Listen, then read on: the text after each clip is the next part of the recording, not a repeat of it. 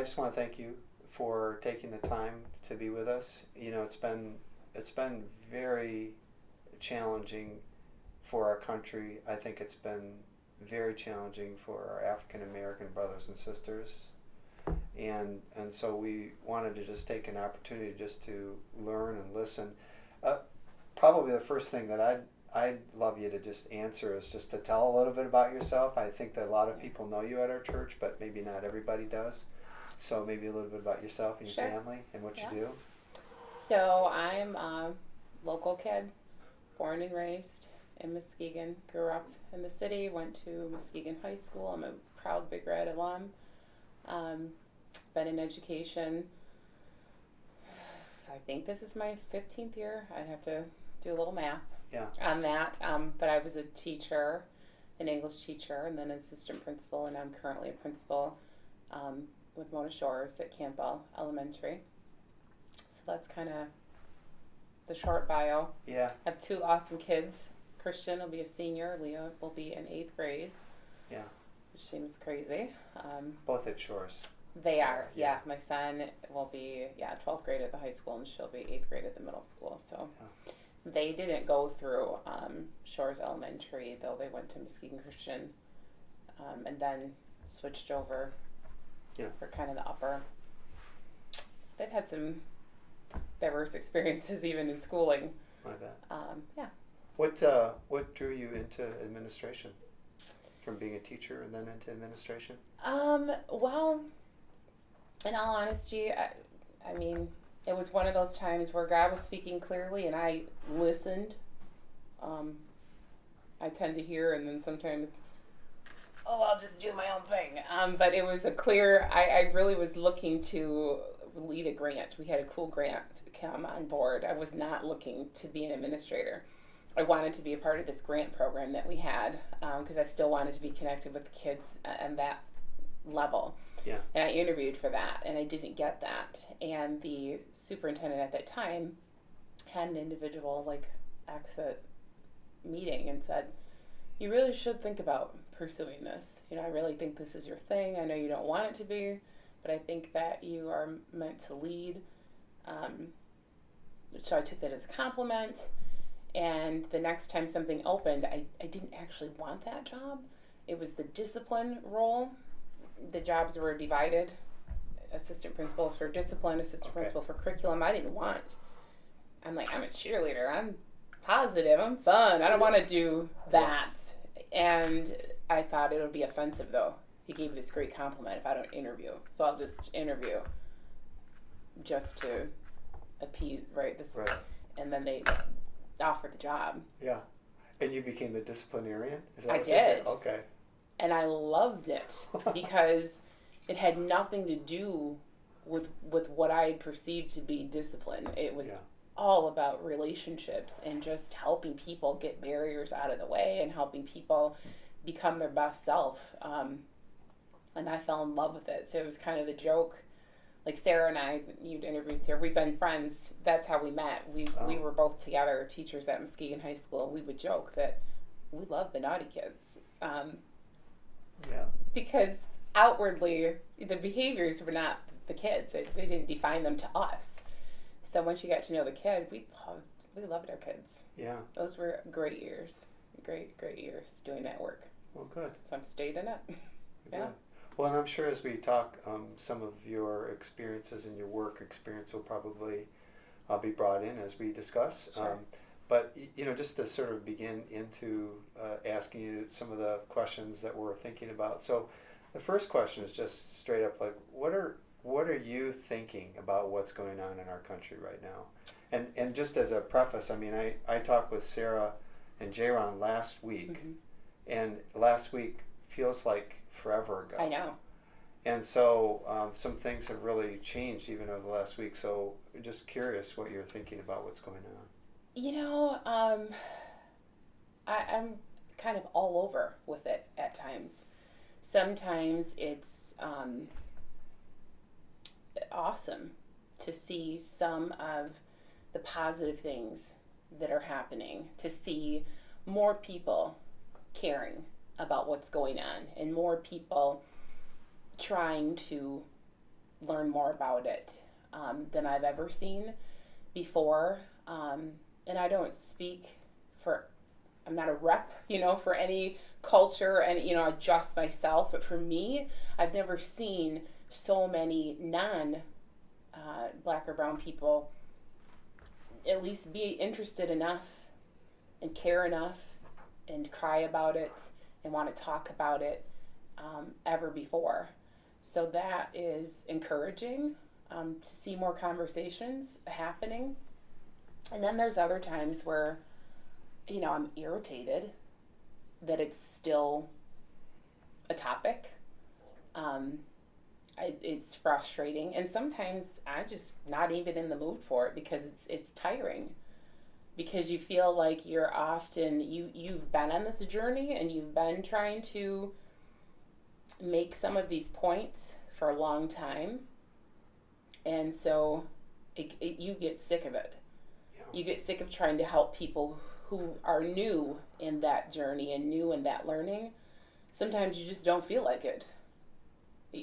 So it's all over for me.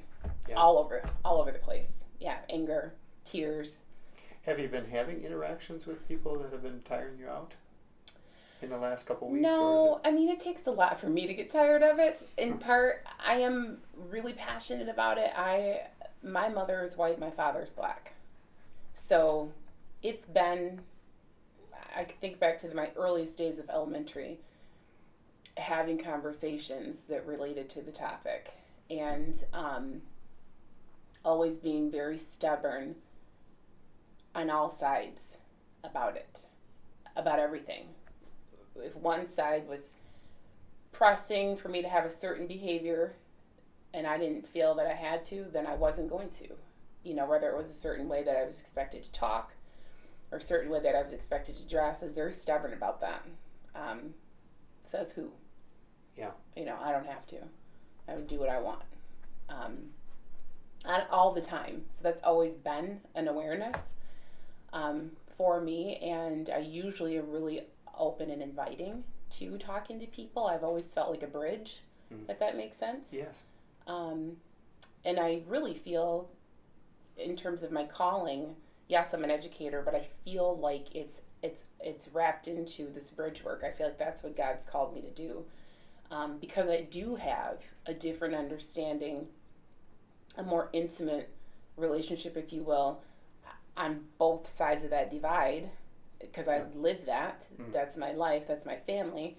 So I feel a different, I don't want to say responsibility, but in a sense, yes, because I feel like God's given me that lens and understanding and the ability to love and care on all sides and not be judgmental. Yeah. So I feel like I'm meant to be used in that regards, if that makes sense, to extend over to someone that might be on the outside of that and want to ask a question and want to talk about it, whether it's offensive to others or whatever. I've always kind of felt like that's my calling. Yeah, and you said bridge work there, and it made me think almost like a capital B. Like, are you doing things both informally and formally? Like, are there bridge sorts of things that you're doing both as an administrator and also personally? Well, always. I mean, when you work in education, often, it's not a secret. If you look around in most schools across America, I'm a minority of a minority of a minority. And then you put that into locally, where most of your coworkers then don't look like you. You're always doing that work. You're always making the connections. You're always trying to do that, even if you're not even aware of it. If you want to do this job, to me, then you have to be willing to do that. Yeah. To make those connections for people. So, can you give an example of maybe something you've done in bridge work, both on a personal and a administrative level, or? Well,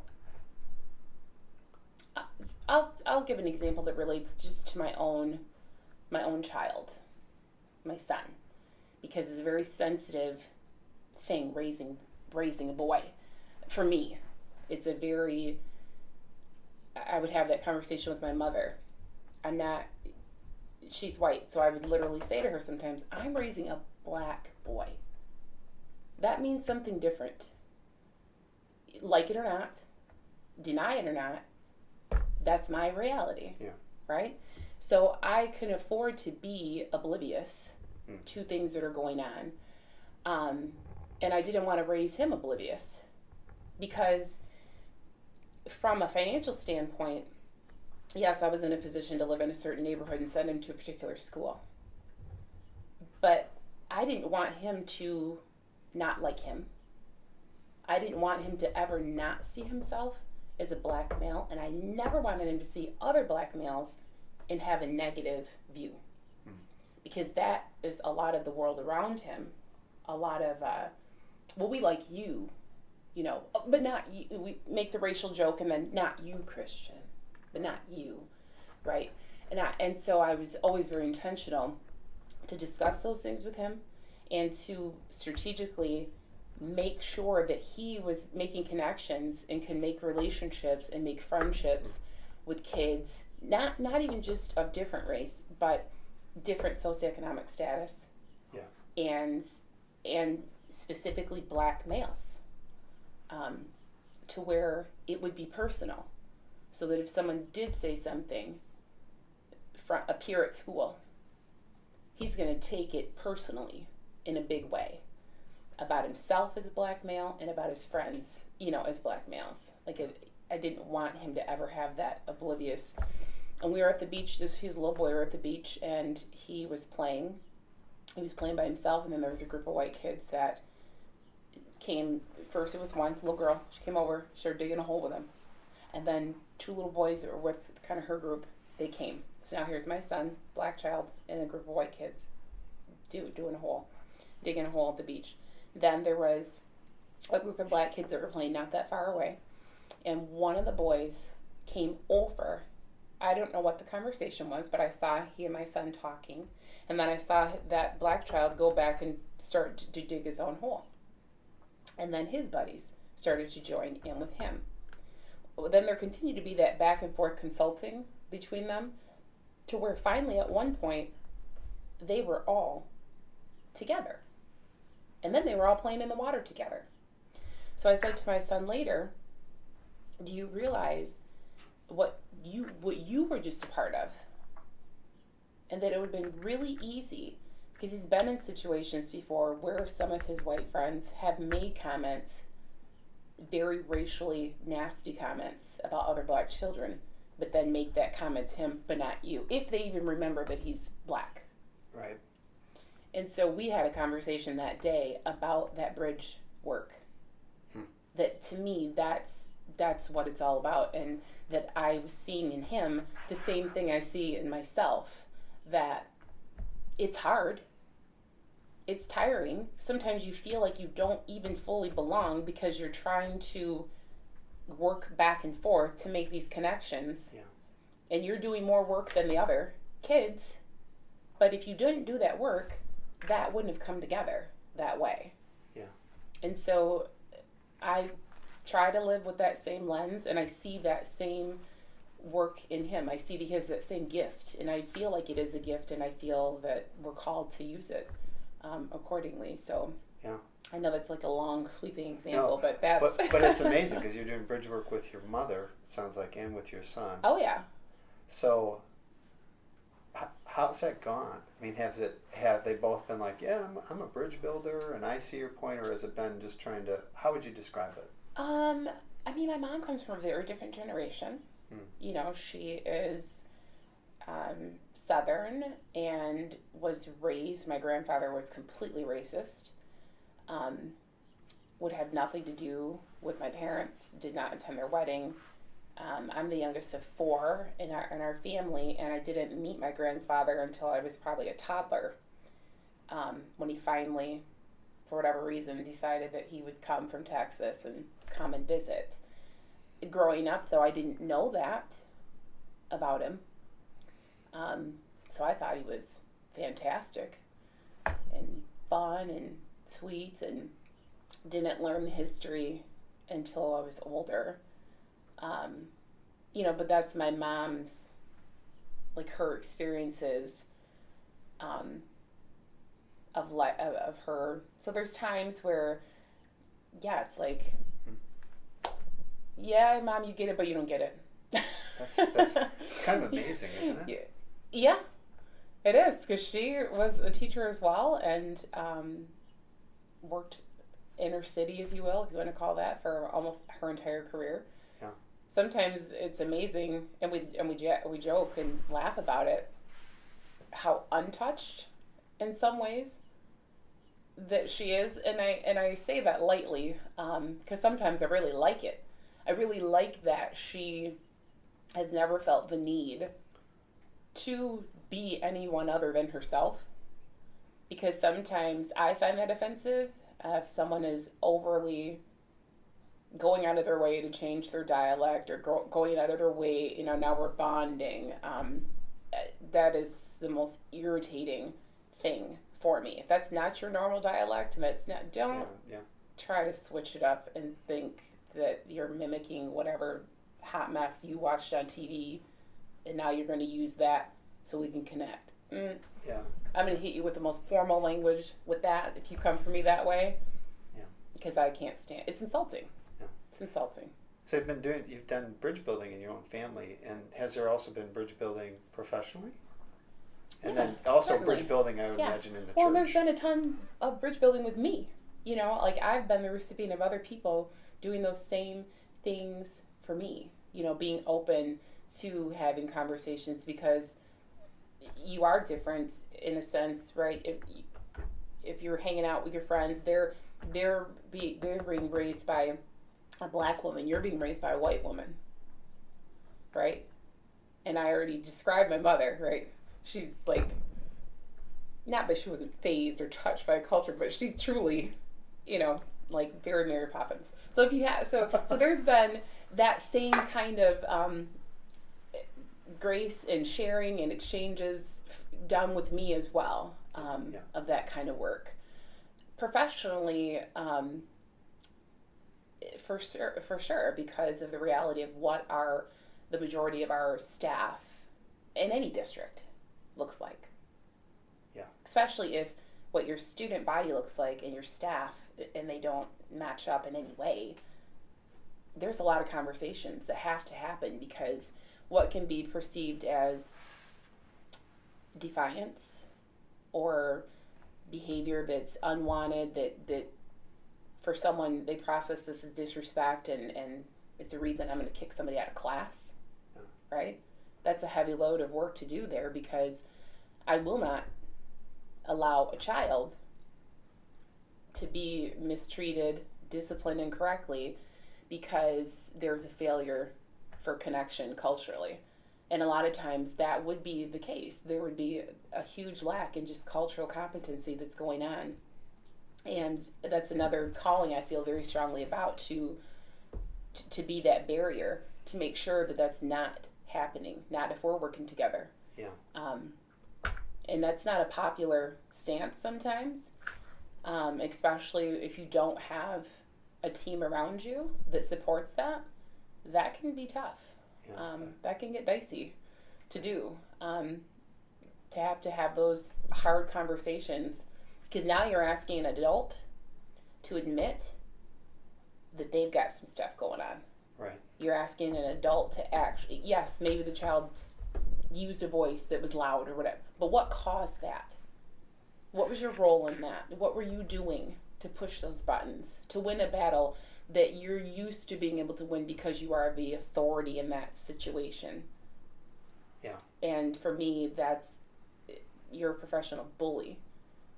And that exists at different times. It doesn't mean that person is that all the time, but in that moment, because they have power.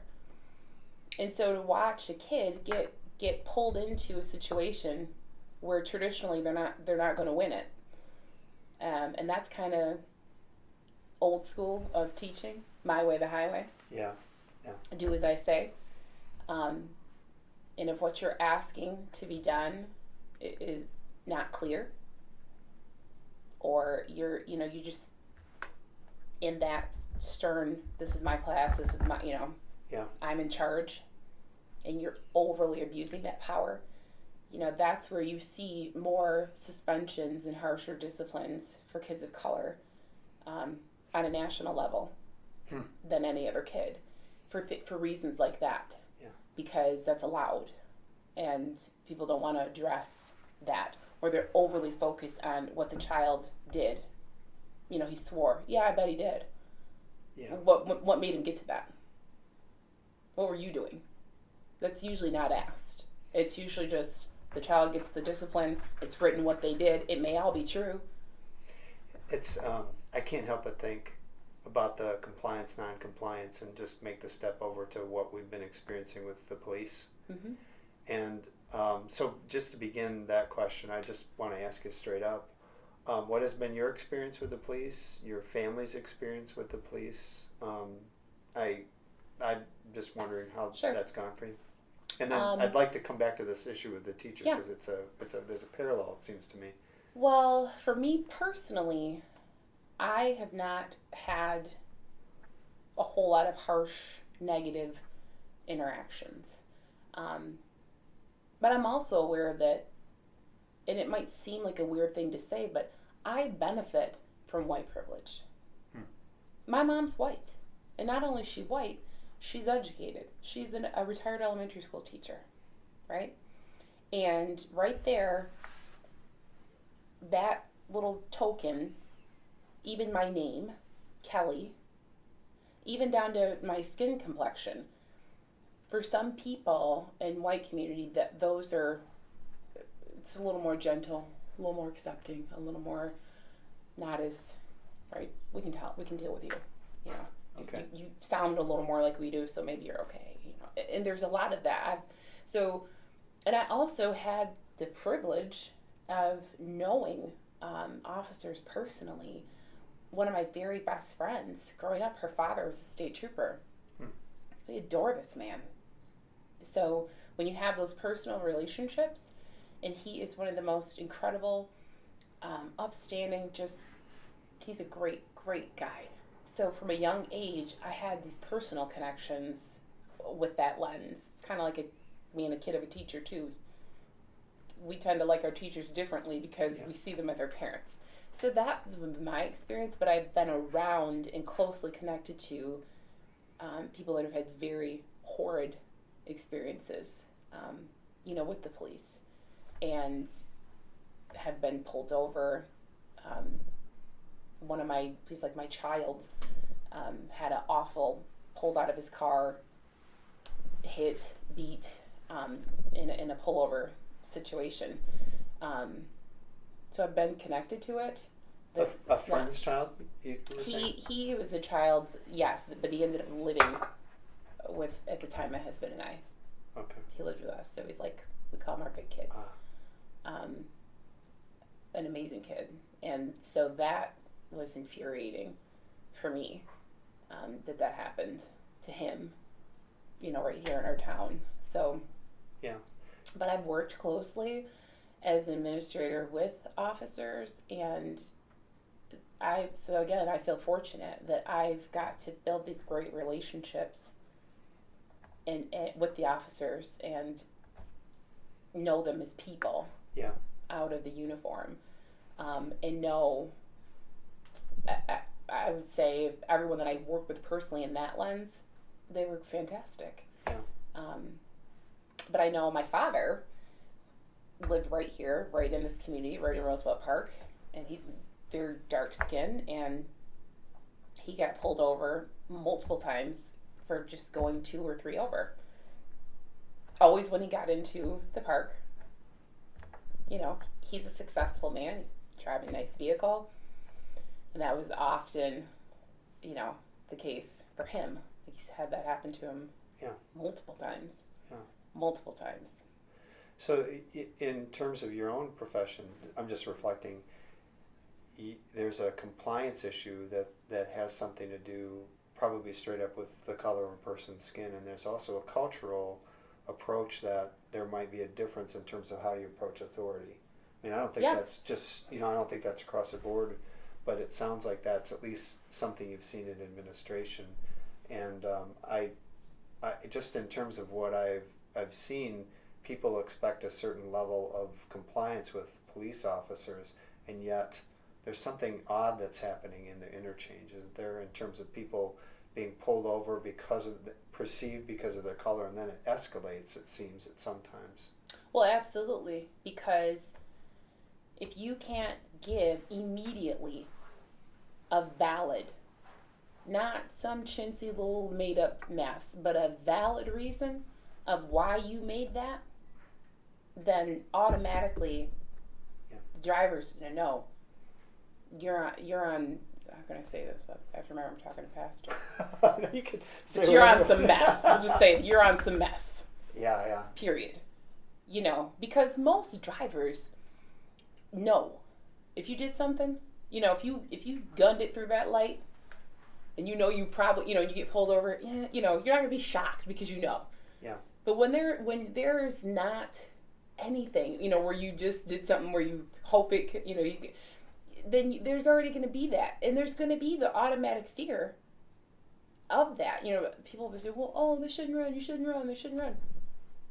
If you watch so many times, even as a child, because you have to remember that this isn't new, so it's not a new thing, and if you are raised around that, where that uniform represents harm, that uniform represents hurt, then all that's going to be going on all at that same time. Right. Period. No different than the individual in the uniform if you're looking at someone of color and you're running that same tape. This person represents, and it's a negative list. That's the problem right there. Yeah. Those automatic assumptions of how we group and stereotype and have that perceived bias already going. You already have a problem. I have that conversation with my son. I can't tell you how many times. Very blunt, very direct. What do you say to him? Well, to be honest, he has a friend, a childhood friend, who is a really nice kid. He's white. His name's Grant. And I would tell Christian, you better drive like you're Grant. And he knows what I mean when I say that. You better mind your P's and Q's, because he'll say, Mom, I'm not going to do anything to get pulled over. You don't have to. You are a black boy in a nice car, driving through Norton Shores. Yeah. That's enough.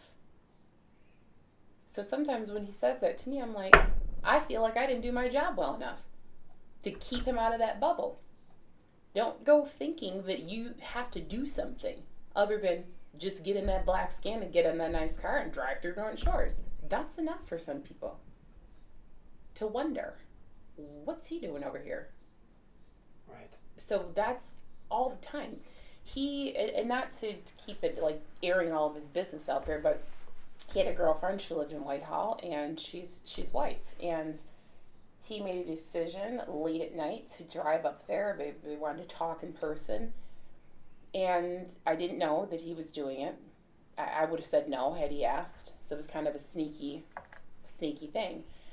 And I was way more mortified that he drove that late at night to Whitehall. Not because you snuck out per se to see your girl, but you are a black boy who made that decision. You don't have that kind of luxury. You don't have that. You cannot do that. And those were my words to him. And I mean it.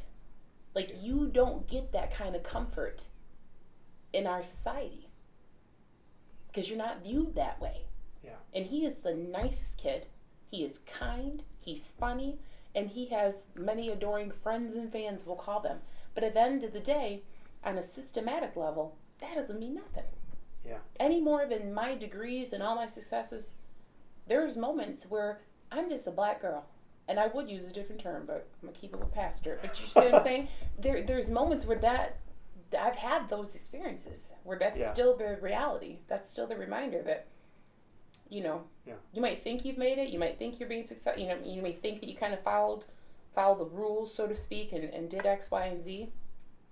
But here's how we still see you, and you're going to be treated accordingly. Yeah. That still happens. Whenever I hear a story I always want to hear the end of the story. So what happened after that? With my son? He went up to Whitehall. What happened? What was the aftermath and the aftermath of your discussion? They have a little chit-chat and he came back, but, I was in tears. Because I was scared out of my mind. Because he's at her bedroom window. Oh. And I'm like, are you insane? Just to put it blunt, you're at a white girl's house in a white neighborhood at night at her window. You're just begging for somebody to shoot you. That must be scary. That Yes. must be really scary. Yes. And those are those days where then I am so irritated that I even have to say these things out loud. But I'm going to say them because that's my kid. Right. And I'm not going to be so oblivious that I didn't teach him how to guard himself. God willing that never comes, but I'm not going to be so ignorant and comfortable to think that it couldn't. Even though he's followed the rules, so to speak. Well, there's a whole bunch of people that follow the rules that are either locked up or dead. Yeah. From your observation and maybe even conversations with your daughter and your son, how are they processing what they're seeing in the world right now? In a way, it's so cool because their generation has so much more, the vibe is so much more of acceptance. And it's not just about being nice. It's about being fair and being respectful. Like there's a lot more of that in their generation where sometimes, they're like I'm crazy, because I get hypersensitive about certain things. And for them, it's, and I don't know if it's because the world has changed so much or they're just still too young. They haven't experienced it enough. Because I look back at my younger self. I used to do work with the Institute for Healing Racism. And when I first went through it, I went through it as a participant. And there was an activity that we did, and everybody lined up in one line. And you've probably seen videos of that. And they say certain statements, and if you can say yes to that, you step. Right. And by the time we were done, the majority of everybody, minority, was still significantly behind. There's this huge gap because we were all holding hands when it started. And we were spaced so far apart you can't hold hands. And I did that when I was younger. I was actually, ironically, kind of in the middle. Classic mixed kid, right? In the middle. Yeah. But when I did it again later, as I had more life, because, again, I had that white privilege bubble of my mother. Right.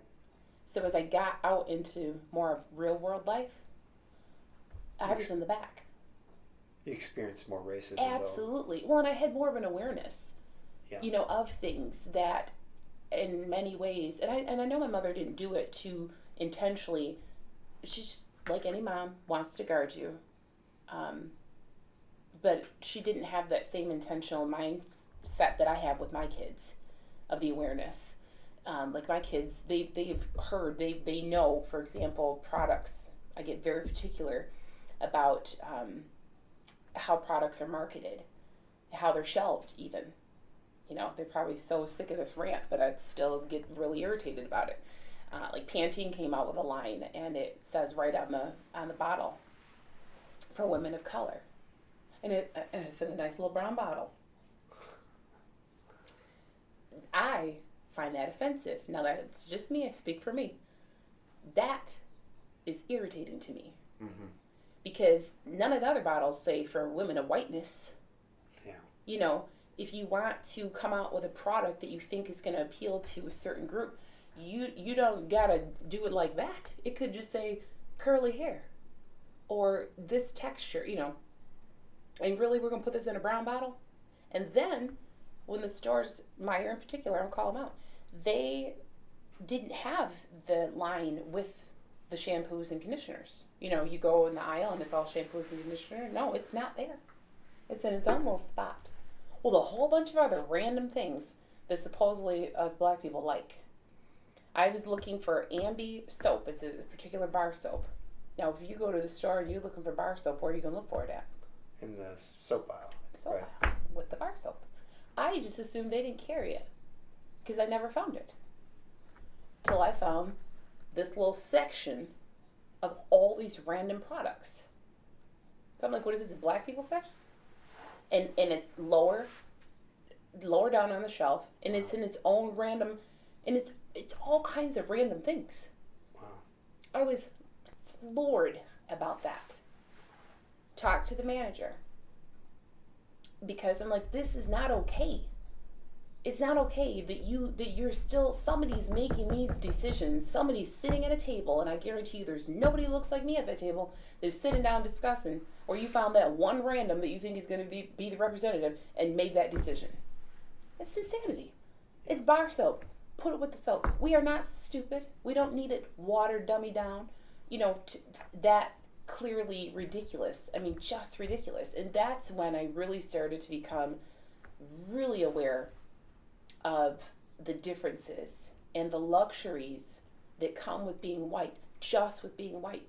Whether it's looking for dolls, looking for toys, books, anything.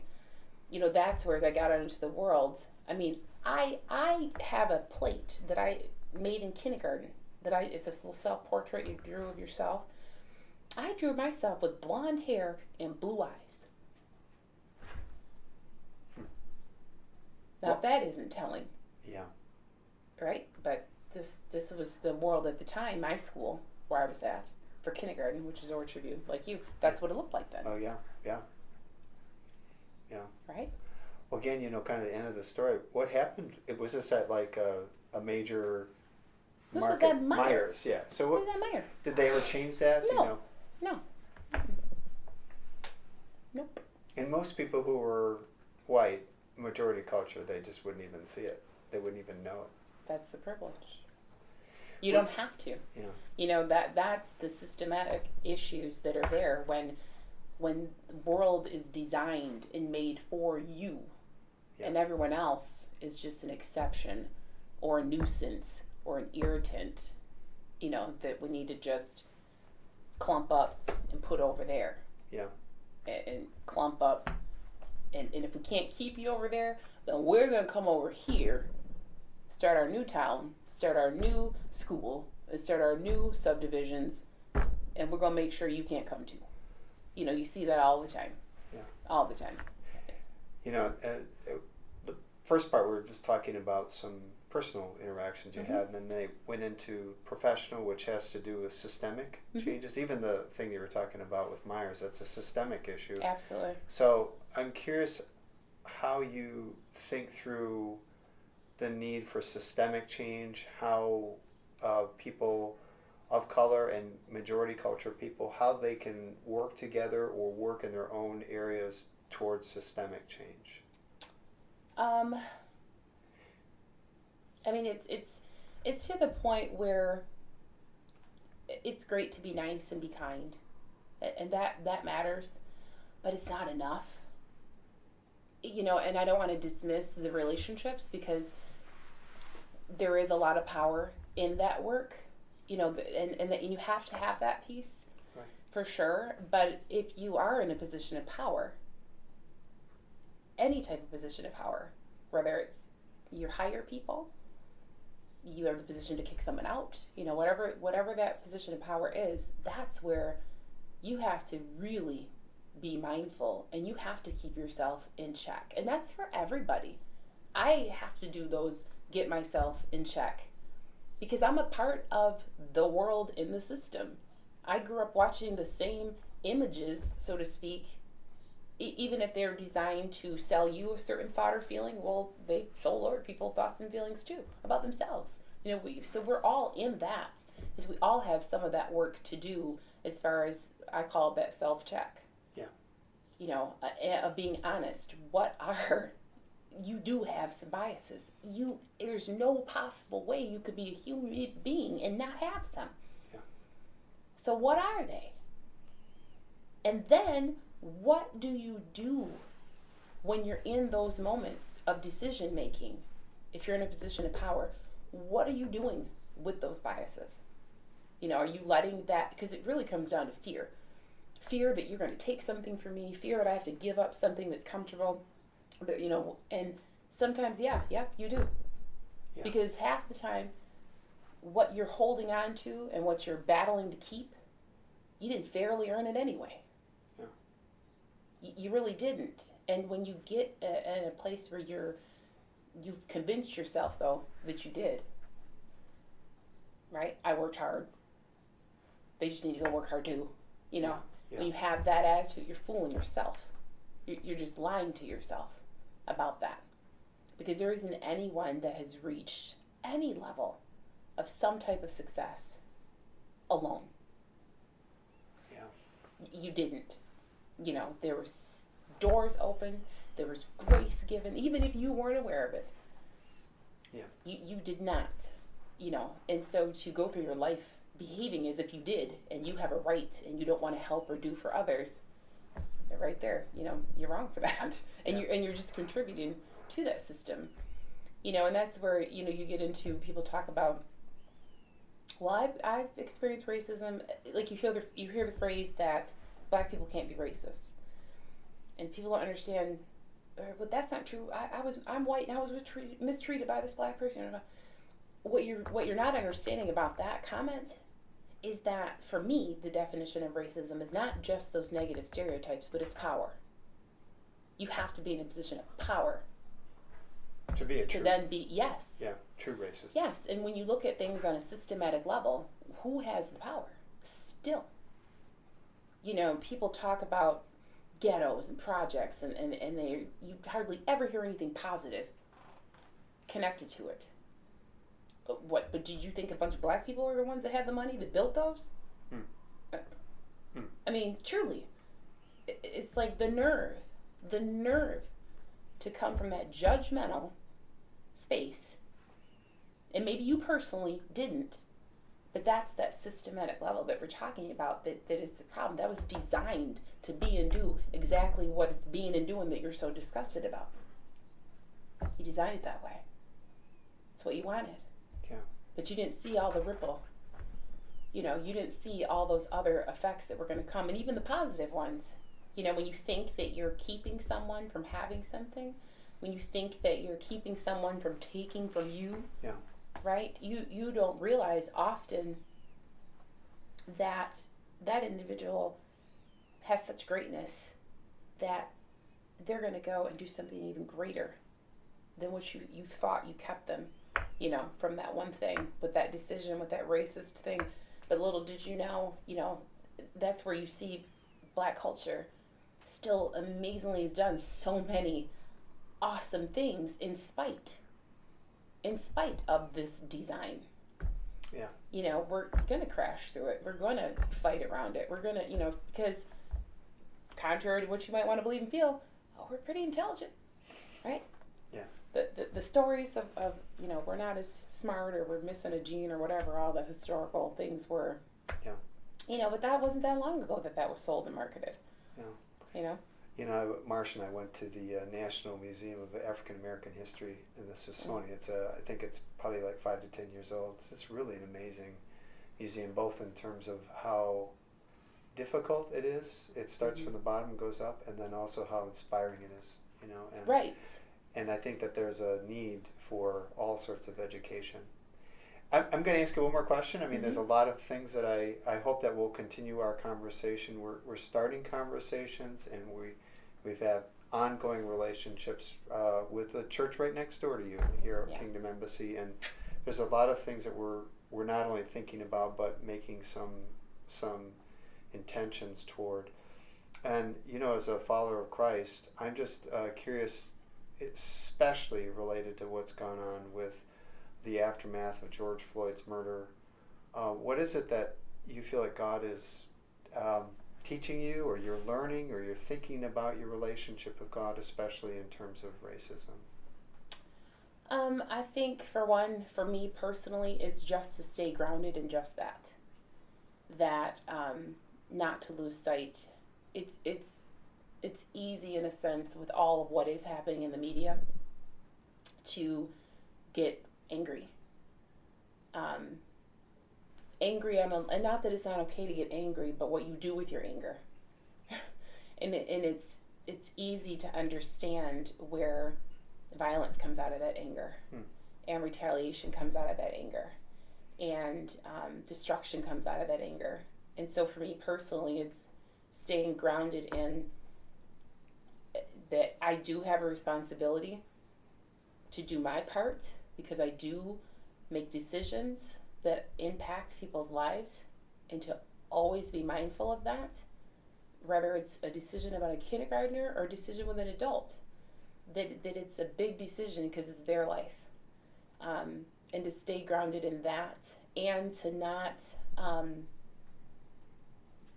not sway too far into feeling like I have to do, I have to fix, I have to.